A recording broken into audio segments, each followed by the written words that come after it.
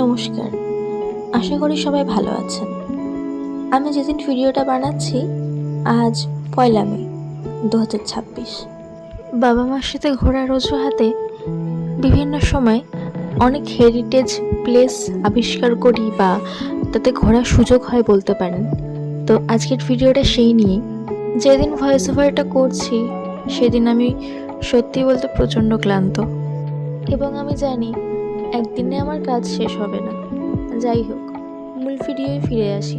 আমাদের গন্তব্য মূলত একজনের বাড়ি হলেও প্রথমে যাওয়ার ছিল কয়েকটি জায়গায়, এবং তার মধ্যে অন্যতম হলো এই বৌদ্ধ বিহারটি। হঠাৎ করেই প্ল্যান ঠিক করা হয় এবং আমরা যাওয়ার জন্য প্রস্তুতি নিই। এই বৌদ্ধ বিহারটি নদিয়া জেলার একমাত্র বৌদ্ধ বিহার। এটি স্থাপিত হয়েছিল 1964 সালে।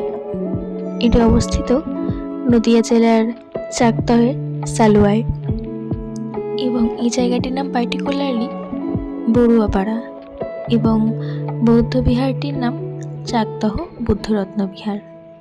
আমরা যদিও গাড়িতে গিয়েছিলাম, তো যেটুকু জানতে পারলাম, যদি এখানে কেউ একটুকরো শান্তির আশায় যেতে চান তাহলে চাকদা 2 নম্বর প্ল্যাটফর্ম থেকে বেরিয়ে সেখানে কোনো লোকাল টোটোকে বললেই এখানে নিয়ে যাবে।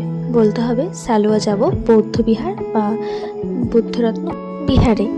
এখানে পার হেড হয়তো টোটোয় আসতে 20 থেকে 25 টাকা নেবে।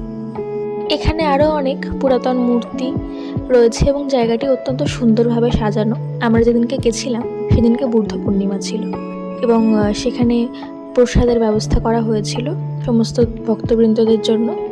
এই যুদ্ধ বিধ্বস্ত পৃথিবীতে এখন একটাই কথা যেন বলার, ভগবান বুদ্ধের আদর্শে গোটা পৃথিবীতে যেন শান্তি নেমে আসে।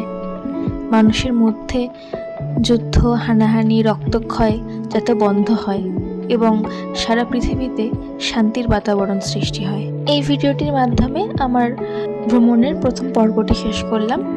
আশা করি সবার ভালো লাগবে এবং সবাই ইচ্ছে করলে জায়গাটি ভ্রমণ করে আসতে পারেন। ধন্যবাদ সবাইকে ভিডিওটি ধৈর্য সহকারে দেখার জন্য। সকলে ভালো থাকবেন এবং সুস্থ থাকবেন। ধন্যবাদ।